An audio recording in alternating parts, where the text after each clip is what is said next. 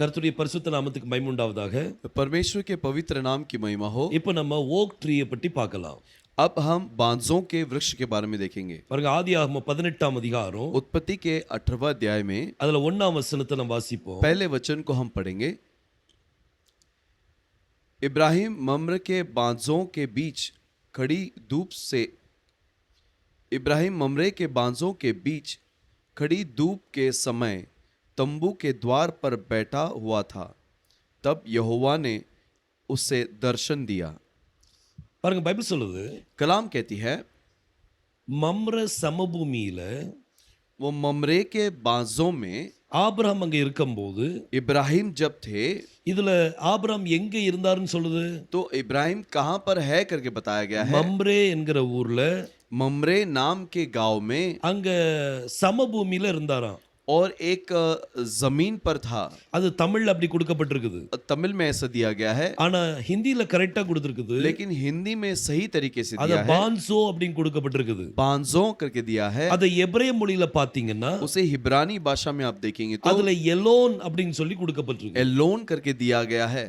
இன்னைக்கு இந்த எலோன் என்ன அப்படின்னு பார்த்தோம்னா, आज ये एलोन क्या है करके देखेंगे तो அது ஓக் ட்ரீ वो एक बांजों का वृक्ष है அல்லது ஒரு பெரிய மரம், या फिर एक बड़ा वृक्ष है, அதுக்கு எலோன் அப்படின்னு சொல்லுவாங்க. उसे यलोन कहा गया சோ है। இந்த எலோன் என்கிற காரியத்தை குறித்து நம்ம பார்க்கலாம். इस यलोन के बारे में हम देखेंगे। இந்த எலோன் என்ன, यलोन क्या है அது பேர் இந்த मम्रे என்கிறது என்ன और ममरे क्या है, அப்படிங்கறத பார்ப்போம். इसके बारे में हम देखेंगे। முதல்ல நம்ம பார்க்க போறது, पहले हम जो देखने वाले நம்ம हैं மம்ரேயை பற்றி நம்ம பார்க்கலாம். ममरे के बारे में देखेंगे। இந்த மம்ரேங்கிற வார்த்தை, ये ममरे शब्द जो है இது எபிரேய வார்த்தை தான். ये हिब्रानी भाषा है। எபிரேய வார்த்தை, எபிரேய மொழியில ये हिब्रानी शब्द है। அத மம்ரேன்னு தான் சொல்லுவாங்க. हिब्रानी भाषा में उसे ममरे कहते हैं। இந்த மம்ரேயுடைய எழுத்தை பாருங்க, ममरे के अक्षरों को देखिए। இதுல 4 எழுத்து இருக்குது, 4 अक्षर हैं, 2 மெம் இருக்குது, 2 मेम है, ஒரு ரேஷ் இருக்குது, एक रेश ஒரு ஆலஃப். और एलफ। இந்த 4 எழுத்து சேர்ந்தது தான் ये चारों अक्षरों को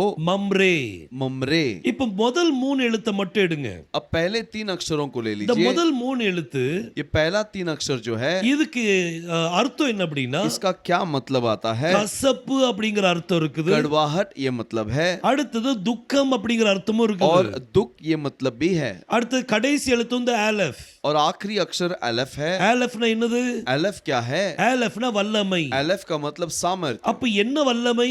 तो क्या सामर्थ्य? அது கசப்பின் வல்லமை, कड़वाहट का அது सामर्थ्य, துக்கத்தின் வல்லமை. दुख का सामर्थ्य। ஆபிரகாம் மம்ரேல தான் இருந்தான். इब्राहिम ममरे में ही था। இன்னைக்கு நிறைய தேவனுடைய பிள்ளைகள் आज बहुत सारे परमेश्वर के बच्चे மம்ரேல தான் இருக்கிறீங்க. ममरे में ही रहते हैं, கசப்பின் வல்லமைகளுக்குள்ள இருக்கிறீங்க, कड़वाहट के सामर्थ्य में रहते हैं, துக்கத்தின் வல்லமைகளுக்குள்ள दुख இருக்கிறீங்க. के सामर्थ्य के अंदर रहते हैं। உங்களை பார்த்தாலே आपको देखे तो ஜனங்களுக்கு பிடிக்காது. लोग पसंद नहीं करते। அந்த கசப்பு நிறைஞ்ச அந்த வல்லமைகளுக்குள்ள वो இருக்கிறீங்க. कड़वाहट भरा हुआ सामर्थ्य के अंदर रहते हैं, உங்களை எல்லாரும் வெறுப்பாங்க, और आपको सब नफरत करेंगे। உங்களை யாரும் நேசிக்க மாட்டாங்க. कोई आपसे प्रेम नहीं करेगा। உங்ககிட்ட பேசும்போதே आपसे बात करते समय மூஞ்ச சுளிச்சிட்டு தான் பேசுவாங்க. मुंह टेढ़ा करके बात करते हैं। இப்படி கசப்பான வல்லமைகளுக்குள்ள நீங்க இருக்கலாம். ऐसे कड़वाहट सामर्थ्य के अंदर आप रहेंगे, துக்கத்தினால் நிறைஞ்ச ஒரு வல்லமைகளுக்குள்ள दुख இருக்கலாம். से भरा हुआ सामर्थ्य के अंदर आप होंगे।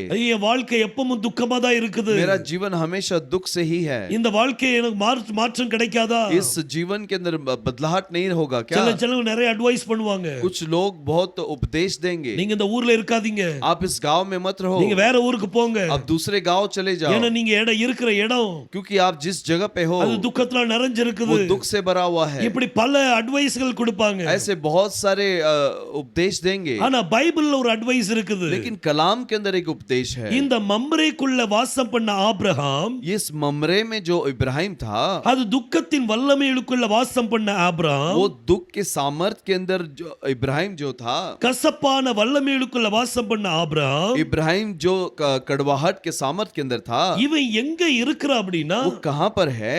மம்ரேல ஒரு இடத்துல இருக்கிறான். ममरे में एक जगह पर है। அது எந்த இடம்? वो कौन सा जगह है? அது இந்த எலோன் என்கிற மரத்தினால் நிரப்பப்பட்ட ஒரு இடம். वो बांजों ये वृक्ष से भरा हुआ जगह है। நிறைய மரங்கள் இருக்குது. बहुत सारे वृक्ष हैं। அந்த மரத்துக்கு கீழ தான் இவன் இருக்கிறான். उस वृक्ष के नीचे ही ये रहता है। அங்க கூடாரம் போட்டு वहां पर तंबू लगाकर அந்த பெரிய மரங்களுக்கு இடையில அவன் இருக்கிறான். वो बड़े वृक्षों के बीच में वो रहता है। இந்த எலோன் என்கிற வார்த்தை குறித்து பார்ப்போம். ये एलोन ये शब्द को आप देखेंगे. இந்த எலோன்ல 4 எழுத்து இருக்குது. इस एलोन में 4 अक्षर है. முதல்ல அலஃப், पहला एलफ, அதுக்கு பிறகு லாமட், फिर लामेद, வாவ், वाव அப்புறம் நூன் சோஃபேத். और आखिर में नून सोफेद. இந்த 4 எழுத்து சேர்ந்ததுதான் इस 4 अक्षरों को ही அதை எலோன் அப்படின்னு சொல்லுவாங்க. एलोन बोला जाता है. எலோனுக்கு 2 அர்த்தம் இருக்குது. एलोन का 2 मतलब है. ஒன்னு ஓக் ட்ரீ அப்படின்னு சொல்லுவாங்க. पहले उसको ओक ट्री करके भी बोलते हैं. அதாவது ஹிந்தில பான்சோ அப்படின்னு சொல்லுவாங்க. हिंदी में बांजों का वृक्ष बोलते हैं. அது பிறகு இன்னொரு அர்த்தம் என்ன அப்படின்னா और एक मतलब क्या है? பெரிய மரம். बड़ा वृक्ष. பெரிய மரம்னு சொல்லி அர்த்தம். बड़ा वृक्ष ये मतलब है. சோ இந்த ஆபிரகாம் எங்க தங்கி இருக்கிறான்? तो इब्राहिम कहाँ पर ठहरा था? பெரிய மரங்களுக்கு நடுவே தங்கி இருக்கிறான். बड़े वृक्षों के बीच में ठहरा हुआ था. எலோன்கள் மத்தியில தங்கி இருக்கிறான். एलोन के बीच में ठहरा था. இப்போ இந்த எலோனுக்குள்ள மீனிங்க பாப்போம். अब ये एलोन का मतलब को देखेंगे. அதனுடைய டீகோடிங் பாப்போம். उसका डिकोडिंग हम देखेंगे. பாருங்க முதல் 2 எழுத்து எடுத்தீங்கன்னா पहला 2 अक्षर को लेंगे तो அது வந்து ஏல். वो एल है. ஏல்னா அர்த்தம் என்ன? एल का मतलब क्या है? ஏல்னா காட். एल का मतलब खुदा. அது தேவனை குறிக்குது. वो परमेश्वर को दर्शाती है. அப்புறம் கடைசி எழுத்த और பாத்தீங்கன்னா आखिरी इस अक्षर को लेंगे तो அது நூன் சோஃபேத். वो नून सोफेत है. நூன் சோஃபேத்துக்குள்ள அர்த்தம் என்ன? नून सोफेत का मतलब क्या है? நூன் அப்படினா விதை. नून का मतलब बीज. இன்னைக்கு ஆபிரகாம் யாரு? आज इब्राहिम कौन है? ஆபிரகாம் தேவனுடைய வித்து. इब्राहिम परमेश्वर का बीज है. இந்த எலோன் என்கிற வார்த்தை ये एलोन ये शब्द ஒரு தீர்க்கதரிசனம் एक இருக்குது. भविष्यवाणी है. இந்த முதல் 2 எழுத்து ஏல், ये दोनों पहला दोनों अक्षर एल, கடைசி எழுத்து நூன் சோஃபேத். आखिरी अक्षर नून सोफेत. இந்த 2 இணைக்கிறது வாவ். और इन दोनों को जोड़ना जो और इन दोनों को वाव जोड़ती है. அப்ப இந்த எலோன் என்ன சொல்லுது? तो ये एलोन क्या कहता है? இந்த வாவ் வந்து என்ன செய்யும்? ये वाव क्या करता है? அது தேவனை தன்னுடைய வித்தோடு இணைக்கும். परमेश्वर को अपने बीज के साथ मिलाता है. இந்த எலோனுக்குள்ள ஒரு தீர்க்கதரிசனம். एलोन के अंदर एक भविष्यवाणी. தேவன் வித்தை சந்திப்பார். परमेश्वर बीज से भेंट करेगा.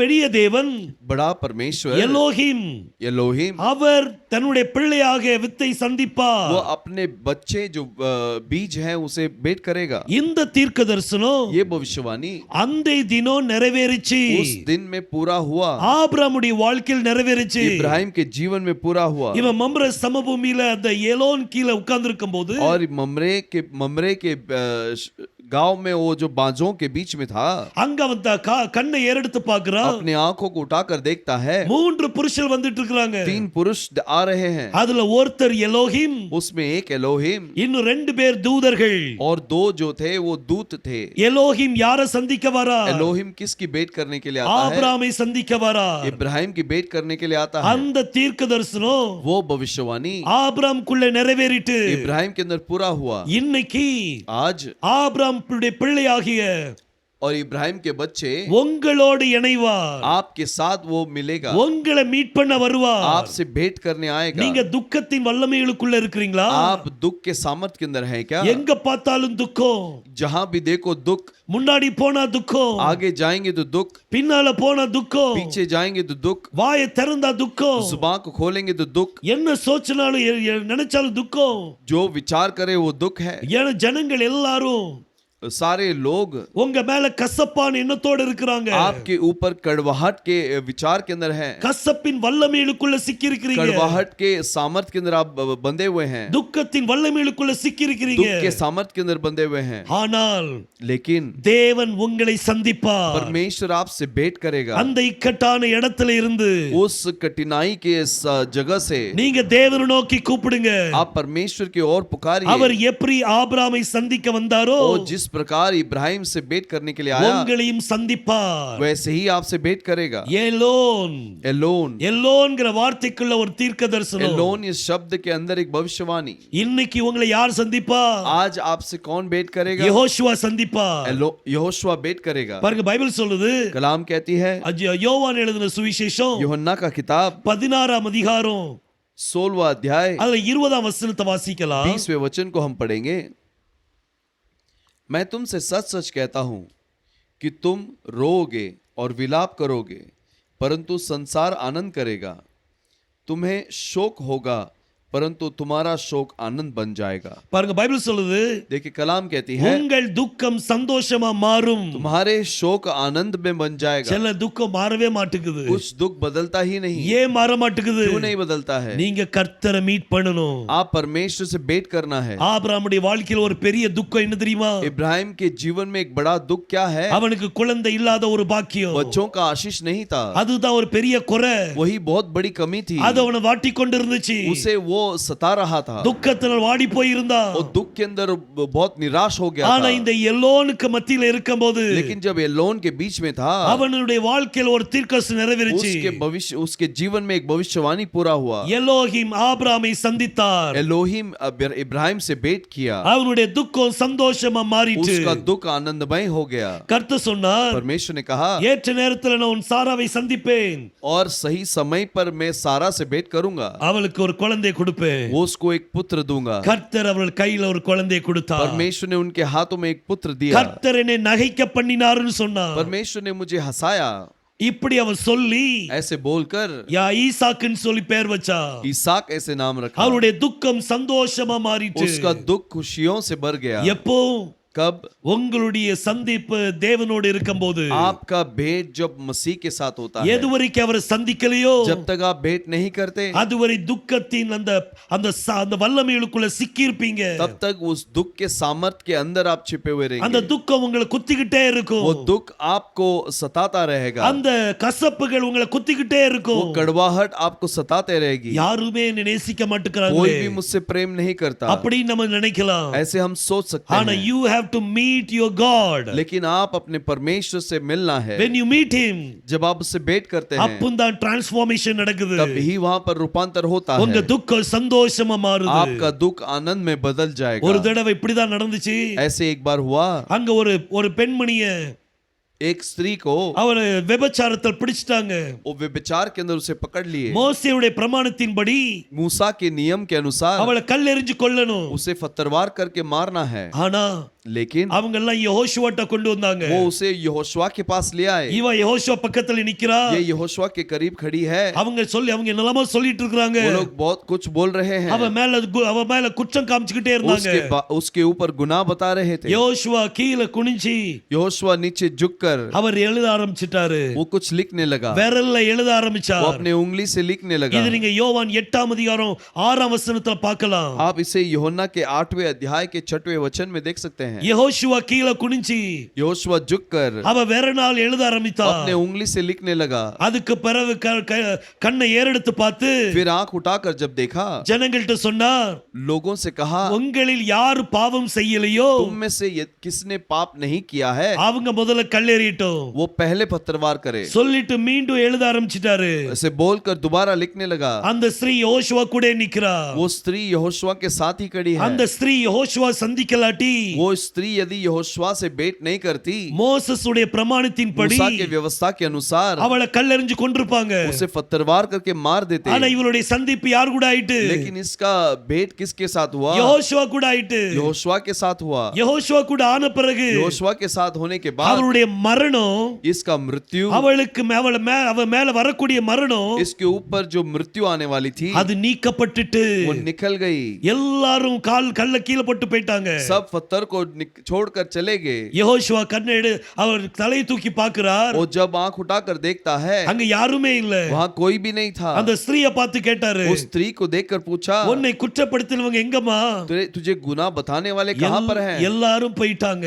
सभी लोग चले गए। இனி நீ பாவம் செய்யாதே, अभी तो पाप मत कर। அப்படின்னு சொல்லி கர்த்தர் அவளுக்கு ஜீவனை கொடுத்தார். ऐसे बोलकर परमेश्वर ने उसे जीवन दिया। அவளுடைய வாழ்க்கை மாறி போச்சு. उसका जीवन बदल गया। இன்னைக்கு யெகோஷுவாவோட சந்திப்பு உங்களுக்கு வரணும். आज यहोशुआ का भेंट आपके साथ होना है। எப்படி ஆபிரகாமை சந்தித்தாரோ, जैसे इब्राहिम से भेंट किया, அதே போல யெகோஷுவாவோட சந்திப்பு உங்களுக்கு வரணும். वैसे ही यहोशुआ का भेंट होना है। பாருங்க, இந்த எலோன்குள்ள டீகோடிங் திரும்ப பார்க்கலாம். एलोन का डिकोडिंग को हम दोबारा देखेंगे। அந்த ஏல் அப்படினா அது தேவன் சொல்லி பார்த்தோம். वो एल जो है परमेश्वर करके हमने देखा, நூன்ங்கிறது விதை அப்படினு சொல்லி பார்த்தோம். और नून बीज है करके देखा। இப்போ அது இன்னும் நம்ம டீகோடிங்குள்ள போகலாம். और भी हम उसे डिकोडिंग करेंगे। இப்போ ஏல்னா காட் தான், अब एल मतलब मतलब खुदा है, ஆனா God யார், அவர் பேர் என்ன? लेकिन खुदा कौन है, उसका नाम क्या है? யெகோவா தேவனை குறிக்குது. यहोवा परमेश्वर को दर्शाता है। யெகோவா தேவனுடைய சுருக்கமான பேர் என்ன? यहोवा परमेश्वर का छोटा नाम क्या है? யா. या। அடுத்தது வாவ். और अगला वाव है। வாவ் வந்து ஓன்னு சொல்லி உச்சரிக்கணும். वाव को ओ करके बोलते हैं। அடுத்தது நூன் சோஃபேத். और अगला नून सोफेत அது है, விதை. वो बीज है। இன்னைக்கு நீங்க வித்து. आज आप बीज हो। யாரு தேவனுடைய வித்து? कौन परमेश्वर के बीज हैं? ரட்சிக்கப்படுகிறவர்கள், उद्धार पाने वाले, அவங்க தான் தேவனுடைய வித்துக்கள். उद्धार पाने वाले ही परमेश्वर के बीज हैं। இந்த ரட்சிப்புக்கு इस उद्धार को எபிரேய மொழியில इब्रानी भाषा में ஷுவான்னு சொல்லுவாங்க. शुआ बोलते हैं। இப்ப இந்த மூணு நீங்க இணைச்சீங்கன்னா अब तीनों को आप जोड़ेंगे तो யா, या, அடுத்தது ஓ, ओ, அடுத்தது ஷுவா. शुआ। இந்த மூணு இணைச்சீங்கன்னா ये तीनों को जोड़ेंगे तो யெகோஷுவா. यहोशुआ। இந்த எலோனுக்குள்ள, एलोन के अंदर இந்த ஓக் என்கிற இந்த மரத்துக்குள்ள और इस बांजों के वृक्ष के अंदर ஒரு தீர்க்கதரிசனம் இருக்குது. एक भविष्यवाणी है। அதுல யெகோஷுவாவுடைய நாமத்தின் சாயல் இருக்குது. वो यहोशुआ का नाम का परछाई है। இன்னைக்கு நீங்க யெகோஷுவாவை சந்திக்கணும். आज आप यहोशुआ को भेंट करना है। once again நம்ம அவரை சந்திக்க போறோம். दोबारा हम उसे भेंट करने वाले हैं। அவர் தியோஃபனி பாடியில வரும்போது, वो अपने थियोफनी शरीर के अंदर आते समय, ஆவிக்குரிய சரீரத்தில் வரும்போது, आत्मिक शरीर में आते நீங்க समय, எப்போ அவரை சந்திக்கிறீங்களோ जब आप उससे भेंट करते हैं, அங்கதான் மறுரூபம் நடக்கும். वहां पर ही रूपांतर होता है। உங்கள் துக்கம் சந்தோஷமா மாறும். तुम्हारे दुख आनंद से भर जाएगा। மம்ரே அப்படின்னா ममरे का मतलब அது துக்கத்தின் வல்லமை, वो दुख का सामर्थ्य है, அது கசப்பின் வல்லமை. वो कड़वाहट का सामर्थ्य है। நீங்க அப்படிப்பட்ட இடத்துல தான் இருக்கலாம். आप उस प्रकार के जगह पर ही होगे। உங்க கண்ணை நீங்க ஏறெடுத்து பார்க்கும்போது आपकी आंखों को जब उठाकर देखोगे, எல்லாரும் உங்களை துன்பப்படுத்துற மாதிரி இருக்கும். सभी लोग आपको सता रहे हैं ऐसा लगेगा। எல்லாரும் உங்களை கசப்பான எண்ணத்தோடு பார்க்கிற மாதிரி இருக்கும். सब कड़वाहट के विचार के साथ आपको देख रहे हैं ऐसा लगेगा। அந்த கண்ணை மூடுங்க.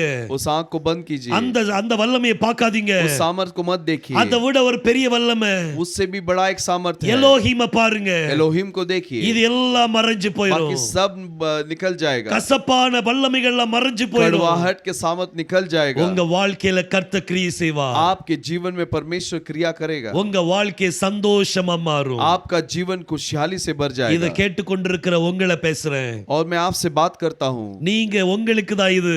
आपके लिए ही है। கர்த்தர் இது உங்களோடு பேசிட்டு परमेश्वर இருக்காரு. आपसे बात कर रहा है உங்கள் துக்கம் சந்தோஷமாய் மாறும். और तुम्हारा शोक आनंद में बदल जाएगा। கர்த்தர் நிச்சயமா ஆசீர்வதிப்பார். परमेश्वर जरूर आशीष நீங்க करेगा। ஆபிரகாமுடைய பிள்ளைகள். आप इब्राहिम के बच्चे हैं। சோர்ந்து போகாதீங்க. निराश मत होइए। எவ்வளவோ துக்கம் உங்களை சுத்தி இருக்கலாம். बहुत सारे दुख आपके घेरे में होगा। அதாவது நீங்க மம்ரேல இருக்கலாம். आप ममरे में होंगे। வேற ஊருக்கு போக வேண்டிய அவசியம் இல்ல. दूसरे कोई गांव में जाने का जरूरत नहीं। அங்க இருந்து கொண்டே वहां पर रहकर ही எலோஹிம பாருங்க. एलोहिम की ओर देखिए। யெகோஷுவாவை பாருங்க. यहोशुआ को देखिए। உங்கள் துக்கம் சந்தோஷமா மாறும். आपका दुख आनंद से बदल जाएगा। கர்த்தர் நிச்சயமா ஆசீர்வதிப்பார். परमेश्वर जरूर आशीष करेगा। ஒவ்வொரு வார்த்தைக்குள்ளும் हर एक शब्द के अंदर ஒரு தீர்க்க தரிசனம். एक भविष्यवाणी। எபிரேய வார்த்தைகள் हिब्रानी भाषा அது முத்துக்கள் போன்றது. मोतियों के जैसे हैं। கர்த்தர் உங்களை ஆசீர்வதிப்பாராக. परमेश्वर आपको आशीष நம்ம करेगा। ஜெபிக்கலாமா? क्या हम प्रार्थना करेंगे? என்னோடு கூட சேர்ந்து ஜெபிங்க. मेरे साथ मिलकर प्रार्थना உங்க कीजिए। துக்கம் சந்தோஷமாய் மாறும். आपका शोक आनंद में बदल जाएगा। ஜெபிக்கலாம். हम प्रार्थना करेंगे। வானத்தையும் பூமியும் படைத்த எங்கள் எலோஹிம் தேவனே, आकाश और पृथ्वी का निर्माण करता एलोहिम खुदा, எங்கள் எல்ஷடாய் தேவனே உம்மை துதிக்கிறோம் அப்பா. एल शडाई खुदा तुझे धन्यवाद करते हैं। யெகோஷுவா மேசியா நாமத்தினாலே ஜெபிக்கிறோம். यहोशुआ मसीहा के नाम से हम प्रार्थना करते हैं। உம்முடைய மகனை மகளை உம்முடைய கரத்தில் தருகிறேன். आपके बेटा आपके बेटी को तेरे हाथ में देते हैं। அவங்க இப்ப எந்த சூழ்நிலையில் இருக்காங்களோ நீர் அறிவி. वो जो परिस्थिति में है वो आप जानते हो प्रभु। இந்த கசப்பின் வல்லமைகள், ये कड़वाहट का सामर्थ्य, துக்கத்தின் வல்லமைகள் दुख का सामर्थ्य உம்முடைய பிள்ளைகளை வாட்டிக் கொண்டிருக்குதப்பா. आपके बच्चों को सता रहा है। எந்த வல்லமைகள் பிள்ளைகளை வாட்டுகிறதோ और जो सामर्थ्य आपके बच्चों को सता रही है, இந்த வல்லமைகளை इस सामर्थ्य को யெகோஷுவா மேசியாவின் நாமத்தினாலே यहोशुआ मसीहा के नाम से சிதறடிக்கிறேனப்பா. उसे तीतर पीतर करते हैं। உம்முடைய प्रभु, பிள்ளைகள் உம்மை நோக்கி பார்க்கிறார்கள். आपके बच्चे तेरी ओर देख रहे அந்த हैं। சிலுவை நோக்கி பார்க்கறாங்க. उस क्रूस की ओर देख रहे हैं। சிலுவையில் அடிக்கப்பட்ட யெகோஷுவாவை நோக்கி क्रूस பார்க்கிறார்கள். में मारे गए यहोशुआ की ओर देख रहे हैं। அவங்க துக்கம் சந்தோஷமாய் மாறட்டும். उनके दुख को आनंद में बदल இது दो। முதற்கொண்டு अभी से அவங்களுடைய பார்வைகள் उनके नजर ஜனங்கள் மேல இருக்க வேண்டாம். लोगों पर नहीं प्रभु, அவங்களுடைய பார்வைகள் उनके नजर துக்கத்தின் மேல இருக்க வேண்டாம். दुख के ऊपर नहीं प्रभु, அவங்க பார்வையை उनके नजर உம் को பக்கமாக திருப்புகிறேன் அப்பா. आपकी ओर फिरा लीजिए, உம் பக்கமாக திருப்புகிறேன். आपकी ओर फिराते हैं, அவர்கள் உம்மை நோக்கி பார்த்து वो तेरी ओर देखकर சந்தோஷம் அடையட்டும். खुश होने दो, ஒரு மறுபம் நடக்கட்டும். एक रूपांतर होने दो, அவங்க தனிப்பட்ட வாழ்க்கையில மறுபம் उनके நடக்கட்டும். व्यक्तिगत जीवन में रूपांतर होने दो, அவங்க துக்க சந்தோஷமா उनका மாறட்டும். दुख आनंदमय बदलने दो, அவங்க குடும்பத்தை மறுவப்படுத்தும். उनके परिवार को रूपांतर करो, வேலை செய்யற இடத்துல काम के जगह पर அவங்க சுத்தி இருக்கிற அந்த துக்கத்தின் வல்லமைகள் उनके बाजू में जो दुख के सामर्थ्य हैं, அவங்க சுத்தி இருக்கிற கசப்பின் வல்லமைகள் उनके बाजू में जो कड़वाहट के सामर्थ्य हैं, எல்லாத்தையும் யெகோவா மேசியா நாமத்தினாலே सभी को यहोशू मसीहा के नाम से அது உடைக்கிறேனப்பா. उसे तोड़ते हैं प्रभु, அவங்களுடைய வாழ்க்கையில மறுரூபம் நடக்கட்டும். उनके जीवन में रूपांतर होने दो, பிசினஸ்ல மறுரூபம் நடக்கட்டும். व्यापार में रूपांतर होने दो, ஒவ்வொருத்தருடைய வாழ்க்கையை நீங்க உம்முடைய கரத்தில் கொடுக்கிறேன். हर एक के जीवन को तेरे हाथ में देते हैं, இத கேட்டு என்னோடு கூட சேர்ந்து ஜெபித்துக் கொண்ட நம்முடைய பிள்ளைகள் और मेरे साथ तेरे बच्चे जो प्रार्थना करते हैं प्रभु, அவங்க வாழ்க்கை மறுரூபப்படட்டும். उनका जीवन में रूपांतर होने दो, பாவத்துல வாழ்ந்து கொண்டிருந்தால் पाप के जीवन में होंगे तो இனிமேல் பாவம் செய்யாதபடி अभी पाप न करे, அவங்களை பாதுகாத்துக் கொள்ளும். उन्हें संभाल लीजिए, யெகோவா மேசியாவின் இரத்தம் यहोशू मसीहा का लहू சகல பாவத்தை நீக்கி सारे पापों को निकाल कर நம்மளை சுத்திகரிக்கும். हमें शुद्ध करता है, பிள்ளைகளை சுத்திகரிங்கப்பா. बच्चों को शुद्ध कीजिए, ஆசீர்வதிங்க. आशीष कीजिए, யெகோவா மேசியா நாமத்தில் கேட்டுக்கொள்கிறேன். यहोशू मसीहा के नाम से मांगता हूँ, ஜீவனுள்ள நல்ல பிதாவே, जीवित पिता, ஆமென். आमीन, ஹல்லேலூயா. हालेलुया। உங்க துக்கம் சந்தோஷமா மாறும். आपका दुख आनंद में बदल நீங்க जाएगा, அவரை மட்டும் பாருங்க. आप केवल उसको देखिए, கர்த்தர் உங்கள் வாழ்க்கையை மாற்றி தருவார். परमेश्वर आपके जीवन को बदल देगा, ஆமென். आमीन।